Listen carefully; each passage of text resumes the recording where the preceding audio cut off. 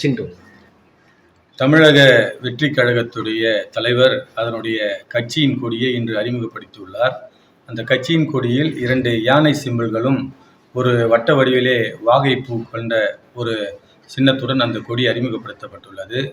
அதாவது 1968ஆம் ஆண்டு symbols allotment act அதன் பிரகாரம் எலெக்ஷன் கமிஷனில் 2003 அன்று ஒரு அமெண்ட்மெண்ட் எடுத்து வரப்பட்டு 2004 அதில் நோட்டிஃபிகேஷன் கொடுத்து, அதாவது யானை சின்னத்தை அசாம், சிக்கிம் தவிர வேறு எந்த மாநிலத்திலும் எந்த அரசியல் கட்சிகளும், அங்கீகரிக்கப்பட்ட அரசியல் கட்சிகள், அங்கீகரிக்கப்படாத அரசியல் கட்சிகள், மாநில கட்சிகள் மற்றும் தேசிய கட்சிகள் யாரும் யானை சின்னத்தை எந்த வடிவத்திலும் பயன்படுத்தக்கூடாது என்று தேர்தல் கமிஷனுடைய உத்தரவு உள்ளது.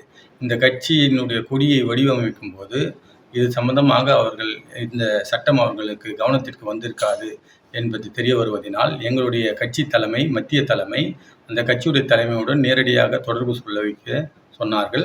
அதன் அடிப்படையில் நேரடியாக அவருடைய மேனேஜர் வெங்கட் என்பவரை தொடர்பு கொண்டோம். இது சம்பந்தமாக அந்த சட்ட விளக்கங்களையும் அதற்கான ஆவணங்களையும் அந்த சட்டத்துடைய நகல்களையும் அனுப்பியுள்ளோம். அவர்கள் இது சம்பந்தமாக பரிசீலித்து முடிவெடுப்பதாக சொல்லியிருக்கின்றார்கள். அது நல்ல முடிவாக இருக்கும். கட்சிகளுக்குள்ளே ஒரு முரண்பட்ட ஒரு கருத்து வந்து விடக்கூடாது என்பதற்காக எங்களுடைய மத்திய தலைமை அவர்களுக்கு நேரடியாக இந்த தகவலை தெரிவித்து அந்த சட்ட நகல்களை வழங்குமாறு எங்களுக்கு கூறினார்கள். அதன் பிரகாரம் வழங்கி இருக்கின்றோம். அதன் அடிப்படையிலே அவர்கள் ஒரு நல்ல முடிவை எடுப்பார்கள் என்று நாங்கள் நம்புகின்றோம்.